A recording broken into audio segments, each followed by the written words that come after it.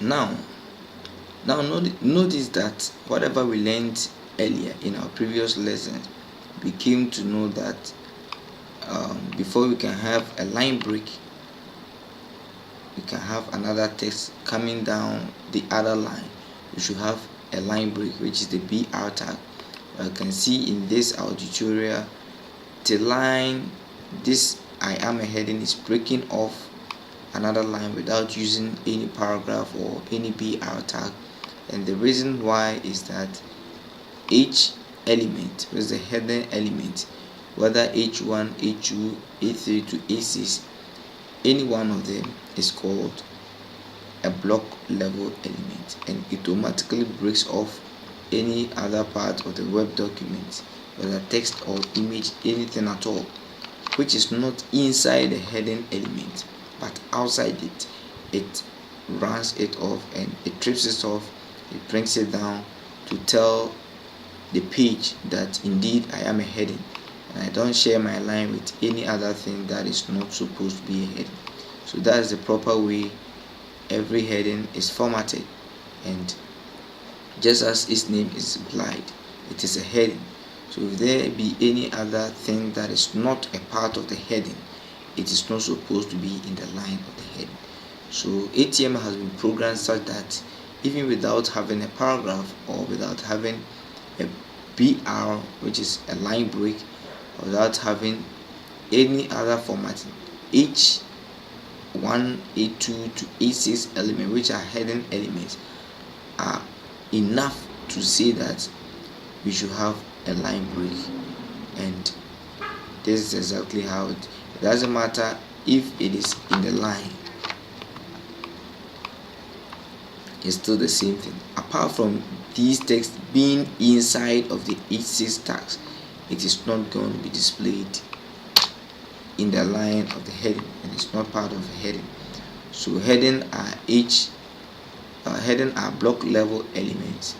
And notice this here, that headings are also formatted with a bold text. They have been changed into bold, so they are automatically bold. So there are enough of evidence surrounding it to tell you that indeed they are heading, and they have been bolded, they have been captured in a bold text to tell everybody that sees that it is indeed a heading, and it's truly a heading. Now there are a bunch of other things in HTML that we would want to explore as well, and what I will be talking about now, I think probably I've talked about it, but I still want to repeat it for the purpose of this lesson.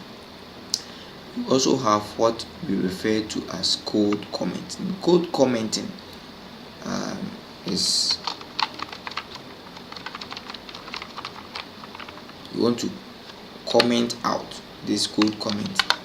We want to comment out so that anything that we are seeing on our text editor is not going to be displayed on our browser. We are going to keep it for ourselves, especially when you are writing a lengthy code and you need to keep some notes for yourself, so that it keeps on reminding you what exactly you are doing as at the point you were writing the code, or sometime back later you come to visit your site, you come and meet it, and it reminds you of what you were doing previously. And also you can keep off, you can use for hiding part of the web document that probably you don't want to delete entirely out of your page. You'll be coming back to use them, but at the current time you were developing, you didn't need it at that time. So code commenting in HTML is writing a syntax which is going to hide whatever we have written on our text editor. For example, we want to hide I am a heading. It's just a matter of using a less than sign, exclamation, 2 dashes, and you can see that the color has faded out and has become faint, telling you exactly what is going to happen. We are fading it out of our web page. We are just keeping it just as it is for ourselves, and you can see it has affected the rest of the part we do not want to hide.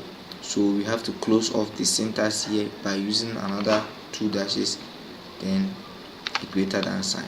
As soon as I'm closing off the greater than sign, it is taking these ones out of the hidden lines.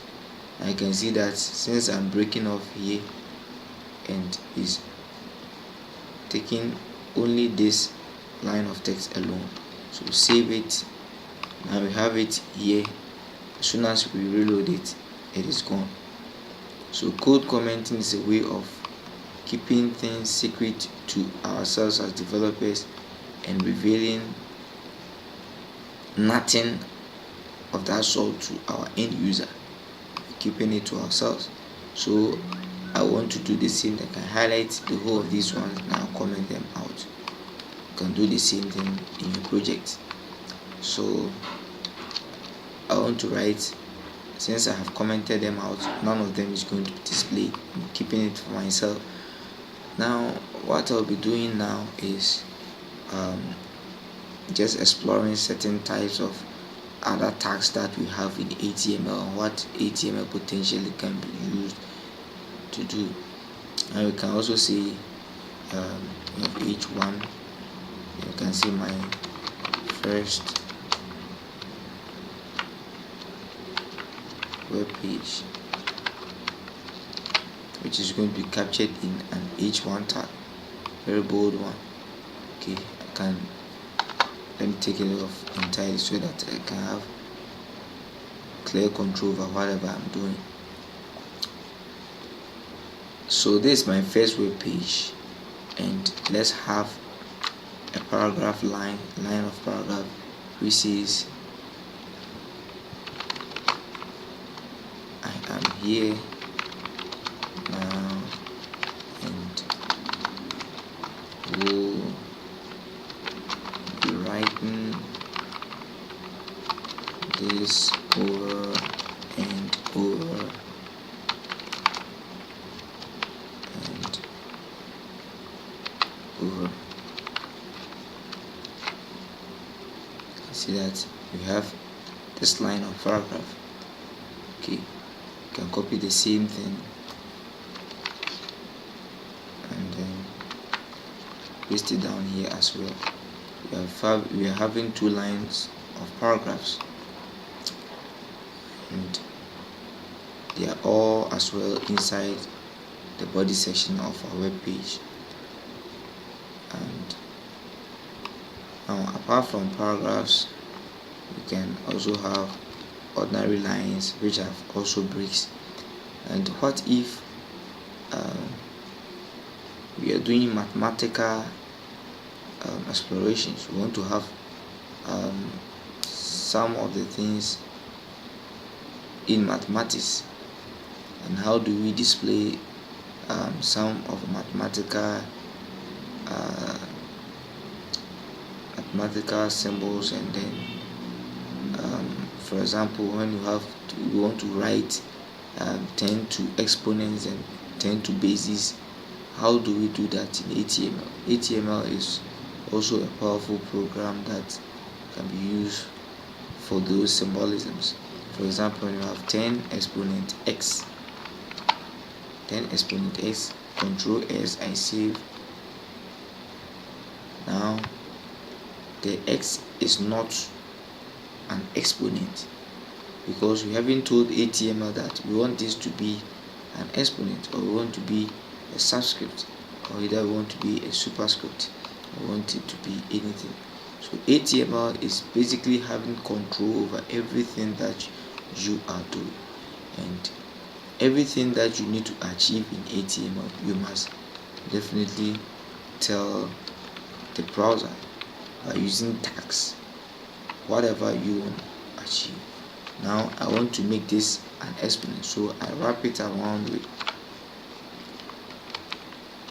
my tags here, at the far end my closing tags.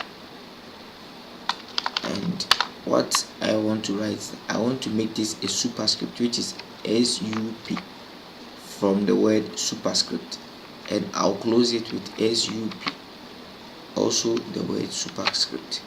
Then refresh your browser it is getting you that super score. So mathematics